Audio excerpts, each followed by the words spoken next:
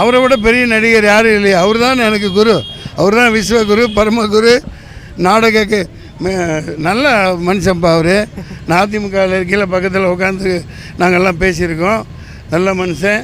அம்மா அங்கே உட்காந்துருந்தாங்கன்னா ஒரு 11 மணி நேரம் இப்படியே நிற்பார், அசையாது, சோறு தண்ணி காக்காமல் நிற்பார். அப்படி ஒரு பக்தன். அதான்ப்பா அந்த விஞ்ஞானி தானே, நம்ம தர்மாக்கோல் விஞ்ஞானி தானே. நடிகர்கள் அரசியலுக்கு அதிகமாக உண்டாங்களா? அவர் ஒரு உரலும் இடிக்க வேணாம். விஜய் இழுக்காமல் நீ இழுக்க மாட்டியா? இல்லை விஜய் இழுப்பேன், அப்புறம் திரிஷாவை இழுப்பேன், நான் ஏதாவது சொல்லுவேன். ஏப்பா இப்படி வம்பு பண்ணுற, ஏப்பா வம்பு பண்ணுற? இந்த விஜய் இழுக்காமல் இருக்க மாட்டேங்கிறாங்கப்பா. அந்த தம்பி எங்கூட தான் முதல் படம் நடித்தது. 11-12 படம் நடிச்சிருக்கேன். இப்போ லியோவிலையும் அந்த பாட்டு தான் என் பசங்க போட்டிருக்காங்க. நாளை விளம்பரம் வரும். நான் ரெடி தான் வரவா, எம்பியா வேலூருக்கு வரவா அப்படின்னு போட்டு தாக்கிட்டு இருக்காங்க. நீ வேறு கெடுத்து விட்றாதப்பா, போப்பா. விஜய் ரசிகர்கள் எல்லாருக்கும் சொல்லிக்கிறேன், சரியா? அவர் வர வேண்டிய நேரத்தில் வருவார்.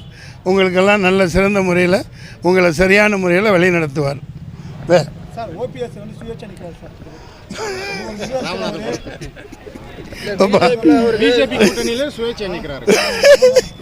ஏப்பா 2 முறையா 3 முறை முதல்வராக இருந்தவர் இல்லையா ஓபிஎஸ்? அதுதான் ஐயா. அதாவது அனானப்பட்ட ஓபிஎஸ் அவர்களே சுயேட்சையாக தனியே சின்னத்தில் நிற்கல. இந்த மன்சூர் அலிக்கெல்லாம் நிற்கக்கூடாதாப்பா? ஏப்பா எல்லாத்துக்கும் போய் சொல்லுங்கப்பா. எத்தனையோ பேருக்கு போட்டு பார்த்துட்டீங்க, சரியா? அப்போ அதெல்லாம் சொல்லக்கூடாது, அதெல்லாம் பேசக்கூடாது. நான் நிற்கிறேன், அண்ணன். நான் தனியாலாம் நிற்கலப்பா. நான் 10 லட்சம் பேரோடு நிற்கிறேன். 6 லட்சம் ஓட்டாவது வாங்கி ஆகணும், வாங்குவேன். இது சவாலாக நினச்சிக்கிட்டு நான் கடுமையாக வேலை செய்ய வேண்டியிருக்கு. அப்புறம் என்ன விட்டு போச்சு? வேகாத வெயிலில் ஏதோ இவ்வளோ தூரம் வந்திருக்கீங்க. உங்கள் எல்லாருக்கும் நன்றி. அப்புறம் நன்றி. அஸ்ஸலாமு அலைக்கும்.